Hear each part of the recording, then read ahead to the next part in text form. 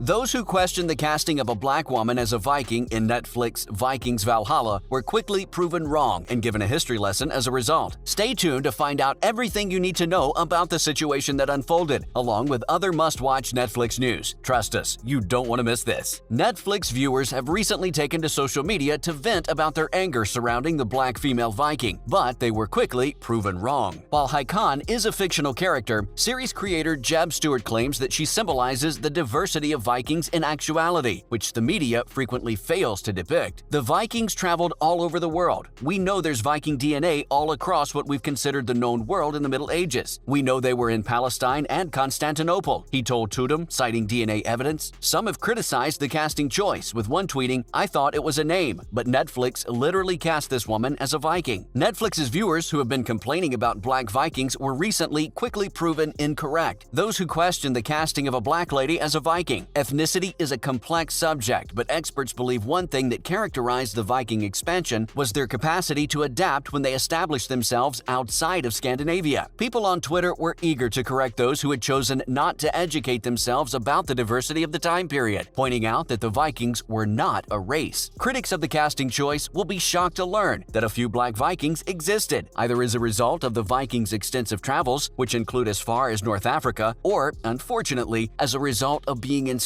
as part of the horrific slave trade that is thought to have spanned the Mediterranean from Spain to Egypt. Featuring this woman of color as a Viking is the next logical step in history. For people to be upset about this fact is very unjustified. What do you think? In other Netflix news, the password crackdown has reportedly been brought forward. Password sharing restrictions, as well as the introduction of ad breaks, could be introduced sooner than expected for Netflix subscribers. According to the sources online, Netflix could launch its lower-cost ad-supported subscription option by the end of the year, a year earlier than expected. According to a recent Netflix story, which cited an internal message to workers, the streaming pioneer also plans to start cracking down on password sharing within its subscriber base around the same time. Just last month, the mega-giant company reported its first loss of customers in more than a decade, with further losses on the way, a sharp contrast to the growth it had during the pandemic. Netflix considered releasing a lower-cost version of the service with advertising due to slow subscriber growth, noting the success of comparable services from rivals HBO Max and Disney+. Netflix, which has 221.6 million members, noticed a surge in demand in the early days of the pandemic as people who were stuck at home binge-watched episodes and movies. However, Netflix has found it difficult to attract new users due to fierce competition from rival streaming platforms and password sharing, with the platform claiming that 100 million homes use the service without paying for it. The bad news about Netflix pricing is that price increases and hikes appear to be unavoidable. This is an acceptable drawback for one of the greatest streaming services, giving all the new episodes and movies that the big red streaming monster receives. Subscribers will continue to foot the tab if Netflix continues to spend on its ever-growing library of exclusive Netflix originals. Netflix is experimenting with a new pricing option, charging $2.99 per user to add people outside your household. Netflix subscriber numbers recently declined for the first time since 2011, with 200,000 subscriptions lost between January and March. Netflix warned shareholders in a letter that further losses were on the way, predicting a 2 million drop in the coming quarter. The streaming giant has revealed significant employee and content losses and hinted at new measures, such as charging a fee for password sharing and adopting a cheaper plan with advertising. Here are the Netflix updates that viewers may expect. As a way to stay competitive in the overcrowded streaming market, the streaming behemoth is testing a lower-cost membership option that includes ads. Netflix co-founder Reed Hastings had previously opposed advertising, but the firm changed its mind this month. In addition, the global service has canceled a number of ongoing projects and laid off many employees. As you can see, they're really seeing a decrease and are doing everything they can to prevent more losses. Now, just because Netflix is suffering doesn't mean the other popular streaming platforms are. The Walt Disney Company announced earnings for its second fiscal quarter, which ended April 2, 2022, with a 7.9 million gain in Disney Plus subscribers, bringing the total to 137.9 million. This was ahead of analyst expectations of 5.2 million new members, and it comes after a difficult quarter for Netflix, which just revealed a 200,000 subscriber loss and forecasted a 2 million subscriber reduction in the second quarter. Total subscriptions across all Disney streaming services, Disney+, Hulu, and ESPN Plus, surpassed 205 million, a quarterly net growth of 9.2 million, powered by the company's flagship streamer. This quarter, Hulu brought in $45.6 million, up 10% year-over-year, and ESPN Plus brought in $1 million,